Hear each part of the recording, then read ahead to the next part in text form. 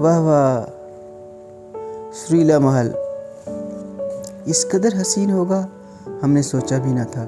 یہ محل جس کا نام شدت جذبات سے ہم نے سریلا محل رکھ دیا تھا، قدیم جاپانی طرز کا ایک اچھوتا شاہکار ہے جسے شوگن حکمرانوں نے 1603 میں تعمیر کیا تھا۔ حال اس وقت سیاحوں سے بھرا ہوا تھا، حالانکہ آسمان سے گویا برف برس رہی تھی، مگر شوق دا بھی کوئی مول نہیں۔ تمام ہدایات محل کے باہر جاپانی اور انگریزی زبان میں لکھی ہوئی ہیں۔ دروازے کے عین سامنے لکڑی کا ایک منقش صندوق دیدہ زیب سلیپروں سے بھرا ہوا رکھا تھا، اتنے خوش رنگ اور آرام دہ سلیپر کہ ہم نے ایک دم سے سوچا نظر بچا کر ایک جوڑا تو چرا ہی لیں یہاں سے۔ اسی وقت سمیکو فوجیوالا نے گویا ہماری نیت پڑھ کے ہماری توجہ ہدایت والے بورڈ کی طرف موڑ دی۔ سیاحوں کا اپنے جوتے اندر لے کر جانا سخت منع ہے۔ وہ اپنے جوتے باہر پائیدان پر اتار کر رکھ دیں اور اندر جا کر جاپانی طرز کے بنے ہوئے خصوصی سلیپروں سے اپنے سائز کے سلیپر پہن کر اندر محل میں جائیں۔ واپسی پر جوتے اتار کر اسی بکس میں رکھتے جائیں۔ نیز سیاح گروپ کی صورت میں اندر جائیں، ایک ایک کر کے نہیں جا سکتے۔ جب ایک گروپ واپس آ جائے گا تو دوسرے گروپ کو جانے کی اجازت ملے گی۔ سب سیاح ٹکٹ خرید کر اپنی اپنی باری کا بڑے سکون کے ساتھ انتظار کر رہے تھے۔ اندر محل میں پورے 40 کمرے ہیں اور ان کے گردا گرد ایک دالان بنا ہوا ہے۔ دالان کا سارا فرش مضبوط لکڑی کا ہے۔ جب کوئی اس فرش پر چلتا ہے تو دھیمی دھیمی موسیقی کی آواز پیدا ہوتی ہے، جیسے بہت سی چڑیاں مل کر خوشی سے چہچہا رہی ہوں یا دور کہیں نرم نرم موسیقی کا جھرنا بہہ رہا ہو۔ چلتے ہیں تو چوں چوں چوں چوں کی بڑی سریلی آواز نکلتی ہے۔ اس وقت چونکہ ٹیکنالوجی نے اتنی ترقی نہ کی تھی، زیرک بادشاہوں کی صرف عقل ہی کام کیا کرتی تھی، اس لیے یہ فرش جاسوسی کے مقاصد کو مد نظر رکھ کر بنوایا گیا تھا۔ کوئی آدمی خواہ دبے پاؤں سانس روک کر اس پر چلے، اس میں سے آواز ضرور پیدا ہوتی ہے اور رات کے سناٹے میں یہ آواز دور تک سنی جاتی ہے۔ اپنی تمام تر عقل، ذہانت اور ٹیکنالوجی کے بروئے کار لا کر ابھی تک جاپانی اس فرش کا راز دریافت نہیں کر سکے۔ اسے بنانے میں کون سی سائنس استعمال کی گئی؟ انہیں یہ بھی فکر ہے کہ سیاحوں کے ہجوم میں گزرتے وقت کے ساتھ اگر یہ فرش خاموش ہو گیا یا خرچ ہو گیا تو وہ اس کا متبادل نہ بنا سکیں گے۔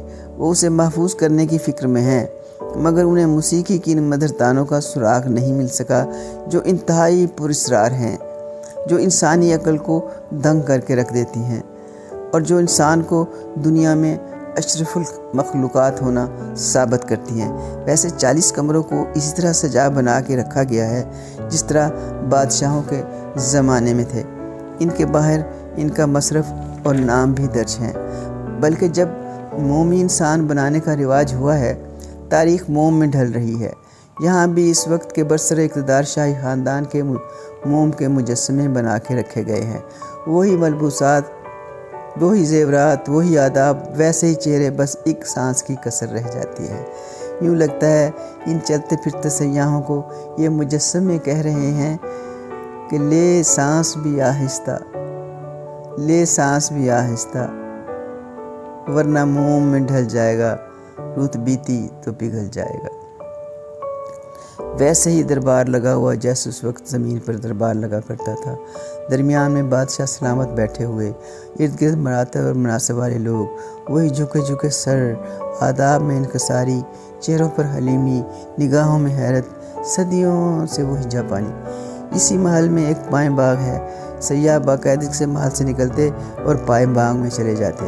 ہمارے مروت کے سیاحوں کے پیچھے ادھر تو چل دیے، مگر وہاں جا کر جو عالم ہوا بتانے سے قاصر ہیں۔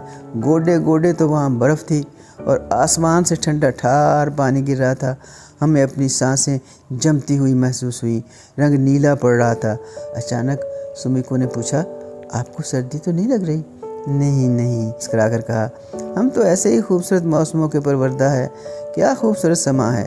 ویسے اگر وہ چند سیکنڈ اور ہمیں وہاں رکھتی تو ہمیں یقین ہے کہ ہم وہیں کھڑے کھڑے برف کے تودے میں تبدیل ہو جاتے اور آئندہ سیاح بطور خاص ہمیں کو دیکھنے کے لیے آیا کرتے۔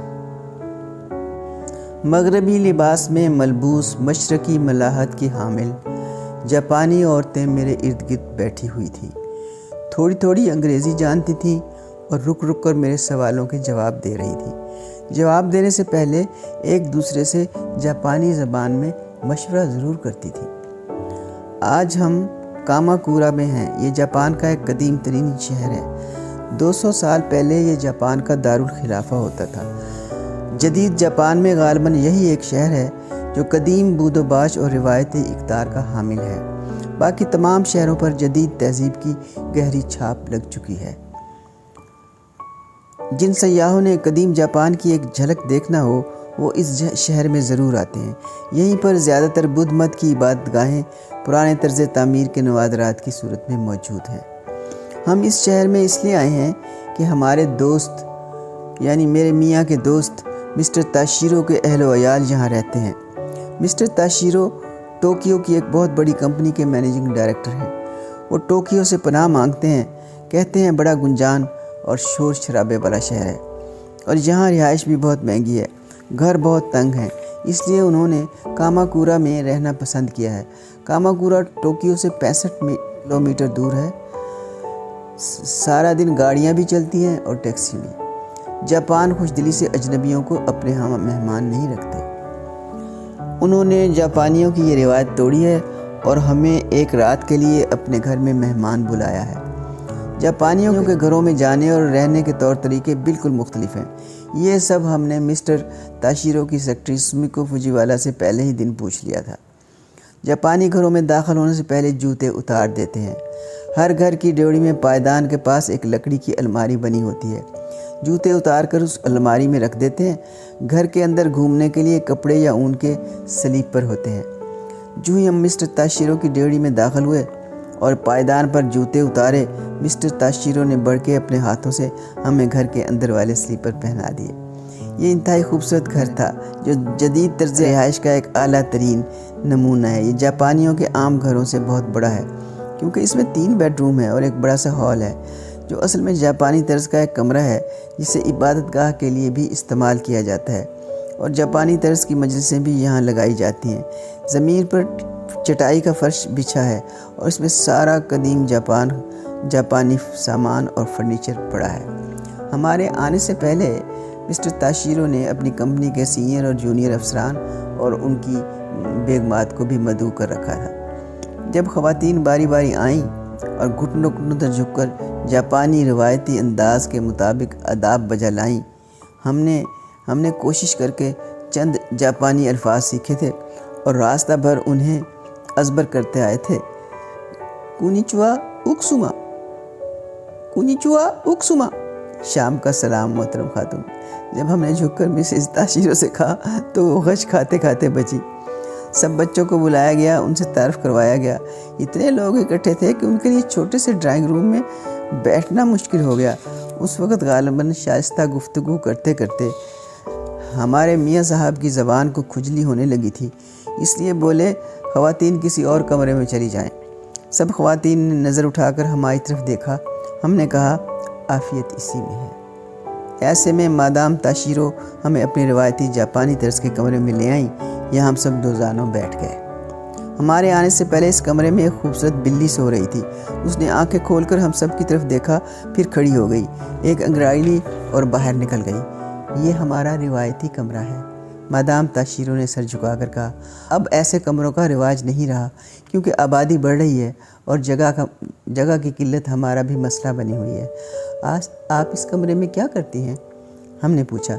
बोली कौमी त्योहारों के दिन यहाँ आकर बैठते हैं, कभी कभी इबादत भी करते हैं। इबादत? हम हैरान हुए। तब मादाम शीरो खड़ी हो गई और कोने में लगी हुई एक लकड़ी की बेशकीमत अलमारी के पट खोल दिए।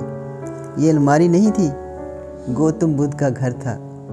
अंदर गौतम बुद्ध का मुजस्समा रखा था और उसके इर्द गिर्द कदीम ज़माने की अशिया, फानूस और नवादरात रखे हुए थे। एक छोटा सा मंदरसा अंदर बना हुआ था। जब इबादत करने को दिल चाहता है, हम इस अलमारी को खोलकर यहाँ आकर खड़े हो जाते हैं और हाथ बांधकर इबादत करने लगते हैं। इबादत करते वक्त और क्या करते हैं? नन्ही नन्ही कटोरियों में खाना डाल के बुद्ध के आगे रख देते हैं। क्या वो खाना बुद्ध खा लेता है? नहीं, तसव्वुर किया जाता है بعد ازاں اسے تبرک سمجھ کر اٹھا لیتے ہیں اور تقسیم کر دیتے ہیں۔ آپ کی عبادت کے اوقات کیا ہیں؟ پرانے وقتوں میں ہر روز صبح اٹھ کر عبادت کی جاتی تھی، یہ دستور تھا، اور اب وہ ہنس پڑی اور الماری کے پٹ بند کر دیے۔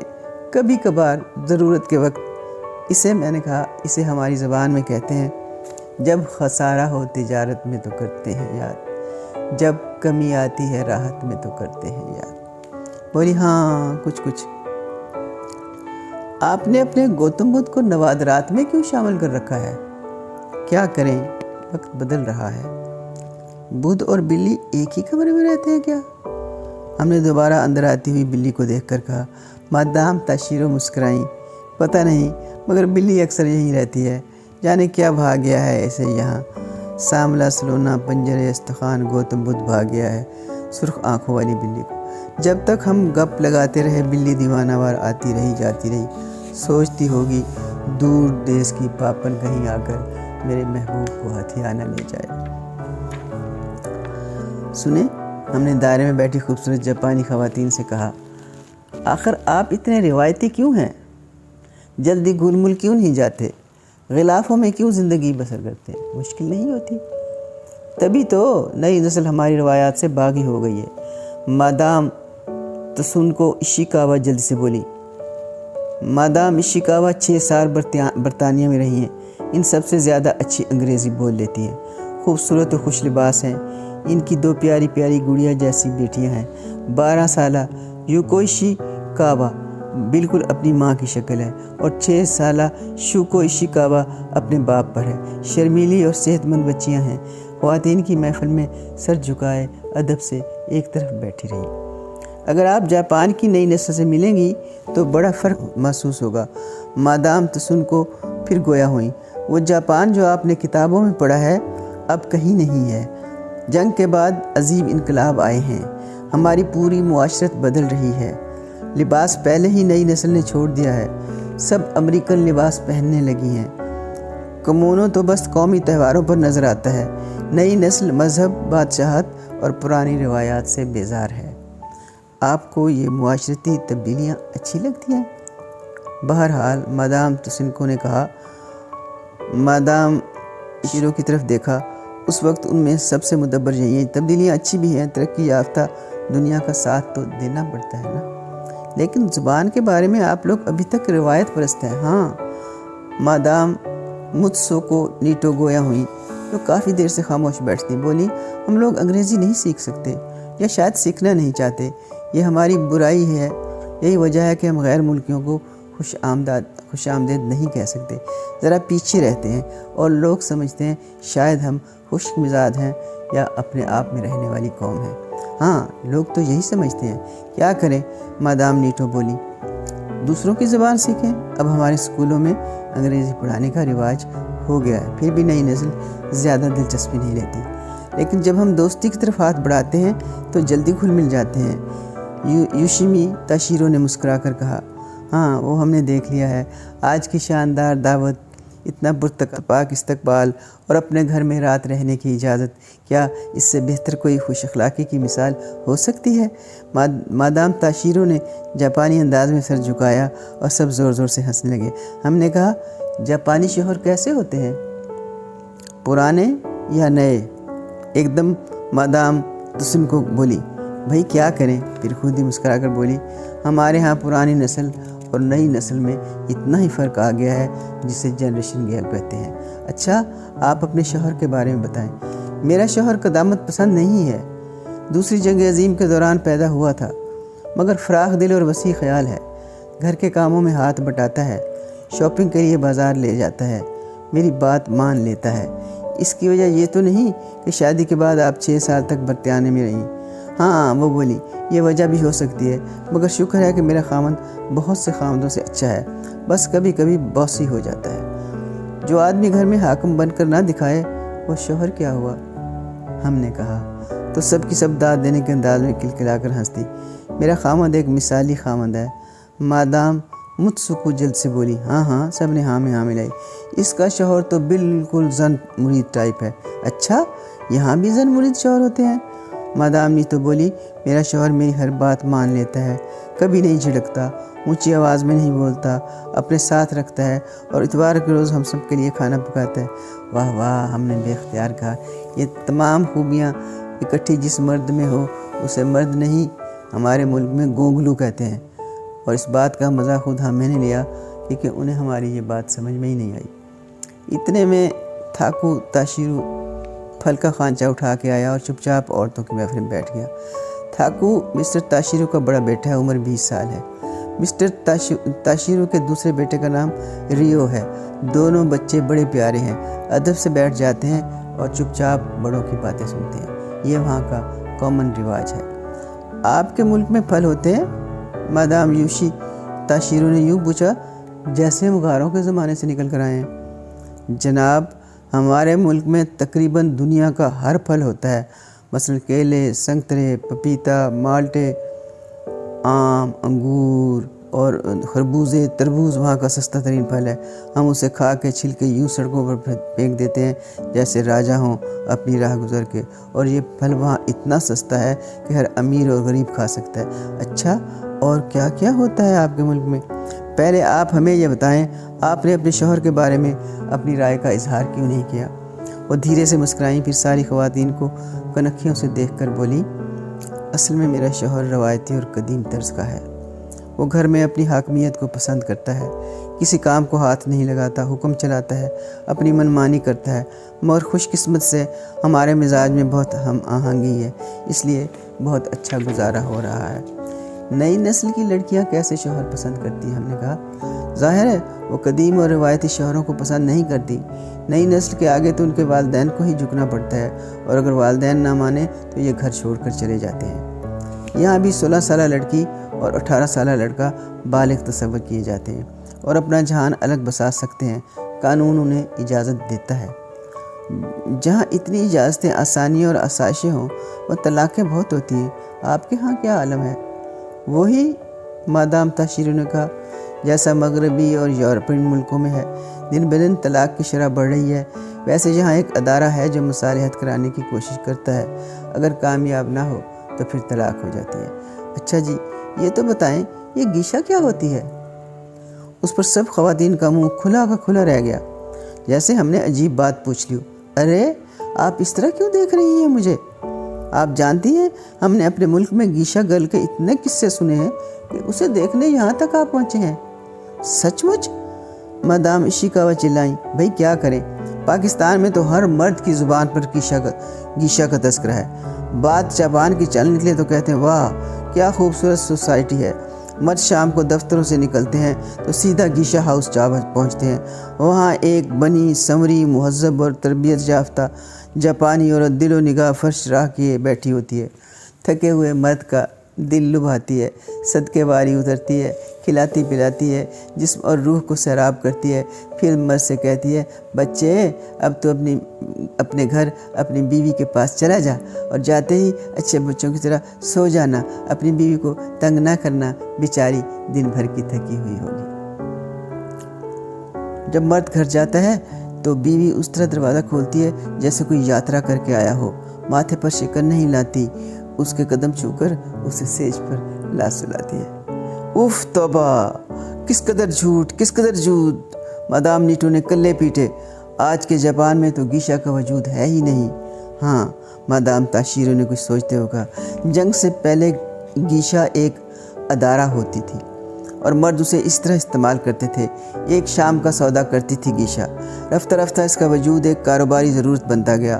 عام طور پر جاپان کے رؤساء اور بڑے بڑے صنعت کار اپنی اسامیوں کو پھنسانے کے لیے گیشا گھر کا سہارا لیتے تھے۔ ایسے کاموں کے لیے ان کی خاص تربیت کی جاتی تھی، ان کی تربیت پر بہت خرچہ اٹھتا تھا۔ وہ جاپان کے روایتی انداز میں مہمانوں کو لبھاتی تھی، اس کی تواضع کرتی تھی، اسے شیشے میں اتارتی تھی، مگر گیشا طوائف نہیں ہوتی، بس شام سہانی بنانے کے لیے ایک خوبصورت عورت ہوتی تھی۔ آج کل یہ ادارہ جاپان میں ختم ہو گیا ہے، اس کی ایک وجہ تو بے حد مہنگائی ہے۔ گیشا ہاؤس کو چلانے کے لیے اور لڑکیوں کی تربیت کے لیے بے تحاشا پیسہ درکار ہوتا ہے، اور پھر آج کل کے متوسط یا امیر جاپانیوں کے مالی حالات انہیں گیشا ہاؤس جانے کی اجازت نہیں دیتے۔ اس کے لیے تو ایک اعلیٰ افسر کی 1 مہینے کی تنخواہ ایک شام میں اٹھ جاتی ہے۔ اور تیسری وجہ یہ ہے کہ تعلیم یافتہ اور بیدار جاپانی بیویاں اپنے شوہروں کو گیشا گھروں میں جانے کی اجازت نہیں دیتی۔ ممکن ہے آج بھی کسی جگہ کوئی گیشا گھر ہو، مگر اس کا ذکر سننے میں نہیں آتا۔ ممکن ہے بعض رئیس شہر وہاں جا سکتے ہوں، مگر اب ہمارے لیے قصہ پاری نہ بن چکا ہے۔ ہم نے اطمینان کا ایک طویل سانس لیا۔ ہمارے ہاں بھی زیب داستان کا بڑا رواج ہے۔ پھر انہوں نے حیران ہو کر پوچھا، آپ جاپان کے بارے میں اتنی باتیں کیسے جانتی ہیں؟ ہم نے کہا، آپ نے پاکستان کو کیا سمجھ رکھا ہے؟ وہاں تعلیم یافتہ لوگ تاریخ کے طالب علم ہیں، حالات حاضرہ سے باخبر رہتے ہیں، ساری دنیا کی خبریں ٹی وی کے ذریعے وہاں پہنچتی ہیں، جدید مشینوں سے لوگ آگاہ رہتے ہیں، بین الملکی سیاست پر ان کی نظر ہوتی ہے۔ وہ جاپان کی بنائی ہوئی مصنوعات تو گھر گھر ہیں۔ واقعی؟ جی ہاں، جاپان کو آپ اتنا نہیں جانتے جتنا ہم جانتے ہیں۔ Toshiba, Toyota, Noritake, Mazda, Skoda, Honda, Kawasaki, Suzuki, Yamaha ہماری سڑکوں پر دوڑتے ہیں۔ میجی میل کا ظہور ہر تیسرے گھر میں ہے۔ سونی کی مصنوعات، ٹی وی، وی سی آر اور کیسٹ ریکارڈر رکھنے کا رواج عام۔ ہمارے بازاروں میں جاپان کا سلک، جاپان کا بروکیڈ اور جاپان کی شیفون خوب بکتی ہے۔ اور کیا کیا بتائیں ہم آپ کو؟ قسم خدا کی، خواتین حیران ہو کر بولی، ہم ہرگز نہیں جانتے تھے کہ ہمارا ملک باہر کی دنیا میں اتنا مشہور ہے اور ہماری مصنوعات اتنی ہر دل عزیز ہیں۔ پاکستان ہی کیا، آپ کی مصنوعات سعودی عرب کی منڈی میں، بینکاک میں، ہانگ کانگ میں، سنگاپور میں، سارے مڈل ایسٹ میں کہاں کہاں نہیں ہیں۔ آج تو آپ ہمیں نئی خبریں سنا رہی ہیں۔ اچھا، یہ تو بتائیں مادام تشریف کا، آپ کے ملک میں کچھ نہیں ہوتا؟ کیا نہیں ہوتا ہمارے ملک میں؟ ہم نے کہا، ہمارے ملک میں دنیا کا بہترین سلک اور کاٹن بنتا ہے، بہترین جوتے بنتے ہیں، بجلی کا سامان بنتا ہے، غسل خانے کے ٹب اور ٹائلیں بنتی ہیں۔ جتنی سبزیاں یہاں ہیں اس سے 4 گنا سبزیاں ہمارے ملک میں اگتی ہیں۔ تعلیم آپ سے زیادہ سستی ہے۔ پاکستان کے قالین دنیا بھر میں جاتے ہیں۔ کاسمیٹک اور کیا نہیں ہے وہاں، پھر بھی آپ امپورٹڈ چیزیں پسند کرتے ہیں؟ جی ہاں۔ کیوں؟ ہمیں احساس کمتری کی بیماری ہو گئی ہے۔ ہم نے کہا، ہماری خواتین جب تک امپورٹڈ کپڑے نہ پہنیں ان کی روٹی ہضم نہیں ہوتی۔ ہمارے ہاں ملکی مصنوعات کی نفی کرنے کا رواج ہے۔ ہائے، کتنے شرم کی بات ہے۔ مادام تاشیرو نے معصوم سی شکل بنا کر کہا، ویسے ایک بات بتاؤں، یہ امپورٹڈ کا کریز یہاں بھی ہے۔ یہاں بھی امیر خواتین امریکہ اور فرانس کی بنی ہوئی اشیاء خریدنے میں فخر محسوس کرتی ہیں۔ مادام ایشیکاوا نے چپکے سے کہا، اس کا مطلب ہے کہ امپورٹڈ کی وبا عام ہے۔ ہاں بالکل، آپ کا لباس بہت خوبصورت ہے، بہت شاندار ہے۔ مادام ایشیکاوا نے سر سے پیر تک دیکھا، کیا یہ پاکستانی لباس ہے؟ جی ہاں۔ آپ نے ساڑی کیوں نہیں پہنی؟ ہمارے ہاں ساڑی تقریبات میں پہنی جاتی ہے، مگر ہمارا قومی لباس شلوار قمیض اور دوپٹہ ہے، اس لیے ہم زیادہ تر یہی لباس پہنتے ہیں۔ اب آپ ایک غیر ملک میں ہیں، یہاں پر یہ لباس پہننا آپ کو عجیب نہیں لگتا؟ بالکل نہیں لگتا، بلکہ اسکرٹوں کے اس جنگل میں شلوار قمیض پہننے کا لطف ہی کچھ اور ہے۔ اس سے ہماری شناخت ہو رہی ہے، ایک موبائل پاکستان کی طرح یہاں گھوم رہے ہیں۔ آپ لوگ پوری آستینیں پہنتے ہیں اور جسم کو ڈھک کے رکھتے ہیں۔ ہمارے ہاں کچھ سیانی خواتین ہیں بھائی، جو بازو اور پیٹ ننگا رکھنا چاہتی ہیں، مگر زیادہ تر خواتین ملفوف رہنا پسند کرتی ہیں۔ کیا اس کی وجہ مذہب ہے؟ ہمیں اپنے آپ کو مذہبی کہتے ہوئے شرم بالکل محسوس نہیں ہوتی۔ پیدائش کے بعد مذہب کھول کر ہمیں پلایا جاتا ہے۔ ہماری تربیت روایتوں اور رواجوں میں بھی ہوتی ہے۔ ہم ربڑ کے گیند کی طرح ہیں، کتنی بھی دور جائیں لوٹ کر اپنے مرکز پر آ جاتے ہیں، اور ہمیں اپنی دقیانوسیت پر بھی فخر ہے۔ ہم دقیانوسی قوم کہلاتے ہوئے شرماتے نہیں ہیں۔ ایک طبقہ ہمارے ہاں اب ابھر رہا ہے جو سخت قسم کے احساس کمتری میں مبتلا ہے، اس لیے وہ یہ ظاہر کرتا ہے کہ وہ مذہب سے بالکل بیزار ہے۔ ان کی قدیم روایات کی زنجیریں توڑ دی ہیں۔ وہ ہر ملکی چیز اور رواج کا تمسخر اڑاتے ہیں، انگریزی فر بولتے ہیں اور اسے اپنے ملک میں کیڑے نظر آتے ہیں، لیکن پھر بھی ہمارے ملک میں اکثریت درمیانے متوسط طبقہ کی ہے، اور درمیانہ متوسط طبقہ ساری مذہبی، سماجی اور معاشرتی اقدار کا پاسبان اور نگہبان ہوتا ہے۔ خیال تھا کہ گوتم بدھ کی مدھر مست چھاؤں میں طویل آبلہ پائی کے بعد سکون کی میٹھی نیند آئے گی، مگر رات گئے एक खूबसूरत जगह के बाद सोए तो बेसुध सोने की बजाय एक बेकली सी रही। रात भर बंद अलमारी के अंदर से गौतम बुद्ध की चीखें सुनाई देती रहीं। रात भर गौतम बुद्ध सरहाने बैठा कराता रहा। रात भर कुछ ऐसी सरगोशियाँ सुनाई दी कि मुझे बंद अलमारी की कैद से निकालो, मैं जंगलों बयाबानों वीरानों सन्नाटों का बासी हूँ। रात भर सर उठा उठा के मैं उधर उधर देखती रही। कई बार ख्वाहिश जागी कि गौतम अलमारी से निकल के सिरहाने आ बैठे और मैं उससे पूछूं, गौतम जी तख्त व ताज छोड़ने की हिम्मत कैसे पैदा हुई है? यहाँ तो तख्त व ताज की खातिर लोग तख्ता कबूल कर लेते हैं, झूठ बोलते हैं, कसमें खाते हैं। असल में हमारे मेज़बानों ने हमारे लिए 2 मुसफ़ा बिस्तर इबादतगाह की लकड़ी के फर्श पर लगा दिए थे, जहाँ सोना उनकी रवायत के ख़िलाफ़ है। मदारात की इससे बेहतर कोई और सूरत भी ना थी। रात की महफ़िल एक यादगार महफ़िल थी। हमने जापानी रात में पाकिस्तानी कल्चर का रस घोल दिया था, मगर पता नहीं कमरे में क्या था। जब भी पलक लगती आँख झट से खुल जाती। कमरे में कुछ निर्वाण आफरी विजदान था या विजदान आफरी फैज़ान था, कुछ था। हर बार जब आँख खुलती मैं पलटकर अलमारी की तरफ देखती। हर बार अलमारी बंद मिलती। फिर गौतम की सिसकियाँ कहाँ से आई थीं? सुबह काज़म के वक्त कहीं नींद आ गई थी। जब आँख खुली तो सूरज की शुआएं चेहरा धो रही थीं। आँख खुलते ही पाँव में कुछ गुदगुदी सी हुई। खौफ से सर उठाकर पाँव की तरफ देखा। गौतम बुद्ध की बिल्ली हमारे पाँव के करीब गद्दे के ऊपर बैठी हुई थी, बिल्कुल पाकिस्तानी बीवी की तरह बदगुमान और बेएतबार। पगली, तेरा गौतम तुझे मुबारक, हम उसे लेकर क्या करेंगे? और तुमने इस गौतम के साथ कौन सा अच्छा सलूक कर लिया है? दिल से निकाल कर उसे अलमारियों में बंद कर लिया है, जिस तरह हमने कुरान को जुज़दान में बंद कर दिया है। तो हमें अदालतों में झूठी कस्में खाने की आसानी हो गई है। बिल्ली की आंखें सुर्ख हो गई। उसने बेदार होकर अंगड़ाई ली और खड़ी हो गई।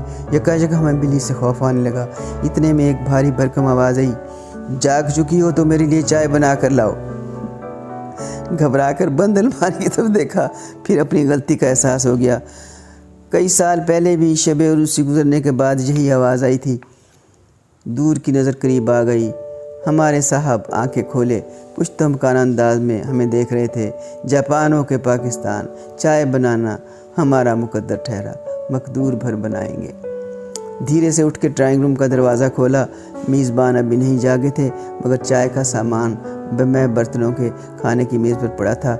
इस बात का इशारा था कि प्लीज़ अपनी मदद आप। हमने पानी उबाला, चाय बनाकर यूँ लाए जैसे सुबह दम मुग़ल कनीज़ें ख्वांचे उठाकर शबिस्तानों में दाखिल होती हैं। दोपहर के खाने के बाद हमें टोक्यो वापस जाना था। घरेलू ख़वातीन की आदतें एक सी होती हैं। हम खुद बावर्ची खाने में चले गए ताकि मादाम ताशीरों के साथ मिलकर रात की थकावट दूर करा दें और दोपहर के खाने में उनकी मदद करें। मादाम ताशीरों ने थोड़ा सा तकल्लुफ़ किया। थोड़ी सी बहस के बाद एक पाकिस्तानी डिश बनाने की इजाज़त दे दी। लवाज़मात चूँकि मीठे डिश के ही बच गए थे, इसलिए हमने शाही टुकड़े बनाने का इरादा किया। साथ साथ मादाम ताशीरों को तरकीब भी बताते गए। दोपहर का खाना बहुत पुरलुत्फ़ रहा। शाही टुकड़ों को सब घर वालों ने पसंद किया, अगरचे ज़ाफ़रान और रूह केवड़ा और सब्ज़ इलायची जैसी चीज़ें वहाँ दस्तयाब नहीं थी, मगर हमारी लाज रह गई। जापानी रिवायत ये भी है कि मुअज़्ज़ज़ मेहमान को उसके घर तक छोड़ने जाते हैं। दोपहर के खाने के बाद मिस्टर ताशीरो हमारे साथ ही बाहर निकल आए। गाड़ी में टोक्यो आने के लिए 50 मिनट लगते हैं। रास्ते में जापान के ज़्यादातर सनती शहर हैं जिनके बारे में मिस्टर ताशीरो हमें बताते आए। कावासाकी जो मोटरसाइकिलों की सनत में मशहूर तरीन शहर है, इसकी एक और ख़सूसियत भी है कि शहर के करीब सबसे ऊंचे पहाड़ पर एक खुश शक्ल देवी का मुजस्समा रखा है। उसे जापानी शगुन के तौर पर पॉन नान यानी रहम की देवी कहते हैं। आज बस इतना ही। Thank you very much.